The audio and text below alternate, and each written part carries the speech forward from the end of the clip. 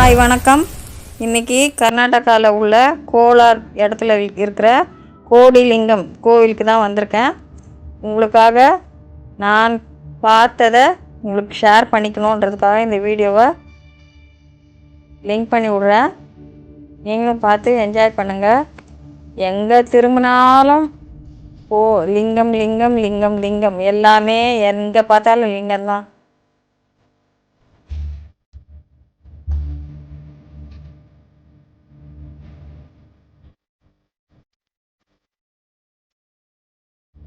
அங்கே ஒரு வில்வ மரம் இருக்குது. வில்வ மரத்தில் காயெல்லாம் காய்ச்சி பார்க்கறதுக்கே நல்லா இருந்தது. அதே மாதிரி நாகலிங்க பூ அந்த மரமும் இருந்தது. அதுவும் பார்க்கறதுக்கு ரொம்ப அழகாக இருந்தது. இங்கே பெரிய லிங்கம் ஒன்று இருக்குது. அந்த லிங்கத்தை பார்த்த மாதிரி ஒரு நந்தி தேவரும் இருக்குது.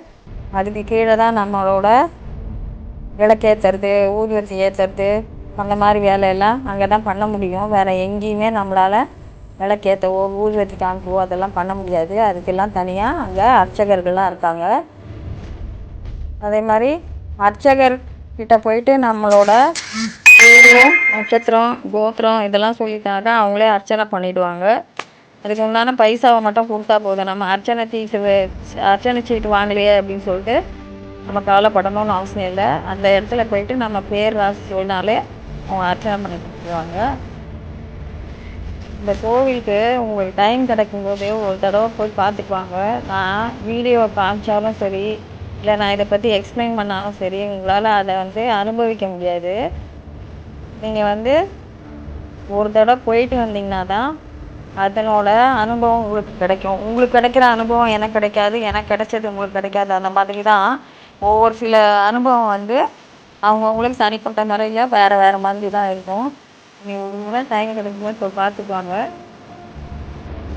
அந்த ஊரும் சரி, இடமும் சரி, ரொம்ப அமைதியாக மனசுக்கு நிறைவாக இருக்குது. இது கோவிலோட கொடிமரம்.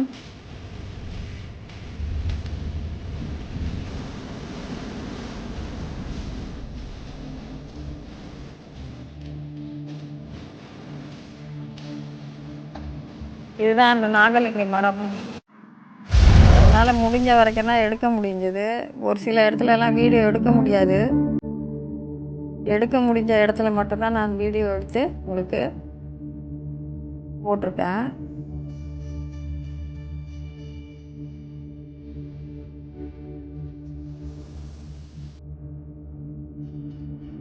நாங்கள் சாதாரண நாளில் தான் போயிருந்தோம். அப்போவே கூட்டம் ஜாஸ்தியாக இருந்தது.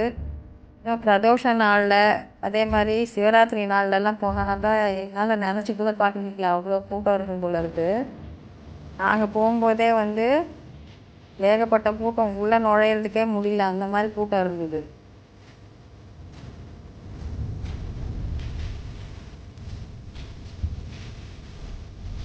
இதெல்லாம் மற்ற சன்னதிகள்லாம் இதெல்லாம் ஒன்றா சேர்த்து நான் உங்களுக்கு வீடியோ டப் பண்ணி போட்டு வச்சுருக்கேன்.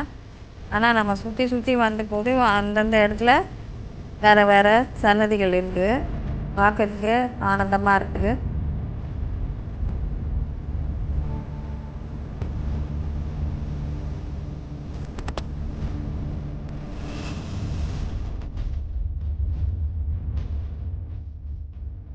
இங்கே தான் பெரிய லிங்கம் இருக்குது. அந்த லிங்கத்துக்கு கீழே தான் நம்மளுக்கு விளக்கேற்றுறதுக்குலாம் அலோவ் பண்ணுறாங்க.